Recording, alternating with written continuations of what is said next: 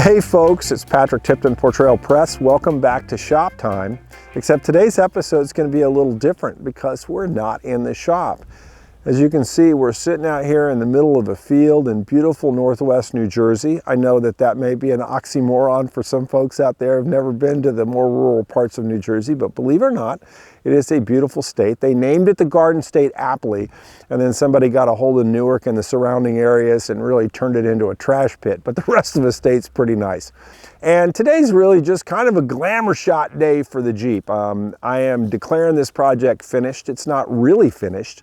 There's still a bunch of little tasks to do, and I'm going to keep working on the Jeep over the coming months and enjoying it. But it is roadworthy. I've been out on the road a bunch with it. I've got about 250 miles on the Jeep, although the speedometer gave up, so I got to repair that. But I'm enjoying the heck out of it. And so I wanted today just to feature the Jeep and talk a little bit about Jeep history, talk a little bit about the process of me coming to own it and restoring it, and just kind of share with you my wonder and gratitude for getting to own this cool piece of history. There are lots of great videos out there and lots of great history books on the World War II Jeep. So I want to just give you a very, very quick overview.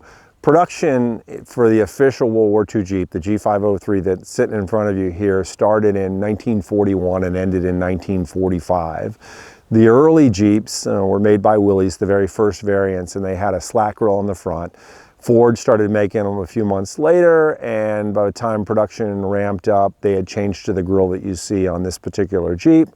And there were lots of different changes that were made throughout the history of the Jeep. This is a mid-war Jeep, as you guys know. It's 1943 Willys production, and has some features different in slack rails and some features that are different from late war Jeeps as well. But I think represents the prototypical G503. I was excited to get it because it was 1943, in the middle of the war. Things were still very unclear in terms of the outcome.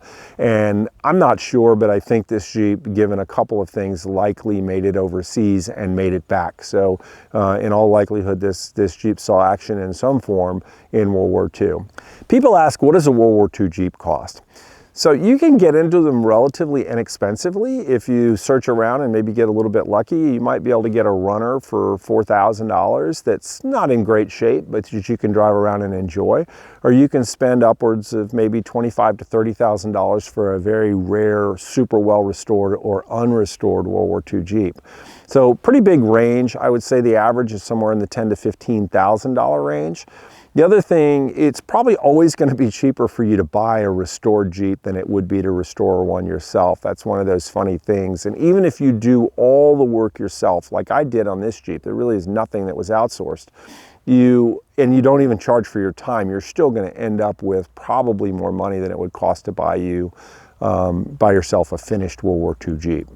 So people ask sometimes, how long does it take to restore a Jeep? And we can talk about it in terms of the calendar years as well as total number of hours. My Jeep, I purchased this in 2012 at the end of the year. So 7 years maybe, if you're really not being very nice to me.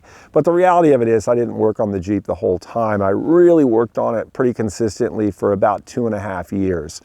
And in terms of total number of hours, I spent the most time on the body. I spent about 500 hours on the body, and I tried to restore as much of it as I could. I could have bought a tub and obviously saved a lot of time. The rest of the assembly and what have you, my guess is about 200 or 300 hours. So I would guess I have somewhere between 800 and maybe 1,000 hours in restoring this thing. And I'm sure somebody who had done one before would do it faster. I had a lot of the skills necessary to do it, but I had to learn a lot as well. So it takes a while. So a bunch of folks have asked me whether I plan to sell this Jeep, and some folks on social media have said, hey, I'll buy it. And I'm like, yeah, the heck you will. I built this Jeep so that I get to enjoy it because I've wanted one of these things since I was about 5 years old. And at that age, when I was first starting to read, there were a bunch of picture books in my school's library of World War II related vehicles. And my first love was World War II aviation. And of course, you can't get into World War II aviation very far without seeing Jeeps taking bomber crews and fighter crews out to their airplanes in bases in England. And so I became fascinated with the World War II Jeep at a very, very young age. So as always, I appreciate your time. Thanks for tuning in. Thanks for liking and subscribing and sharing with your friends. And like I say, you know, get out in your shop and make something. Keep your corner square in the meantime. Patrick Tipton signing off, and thank you.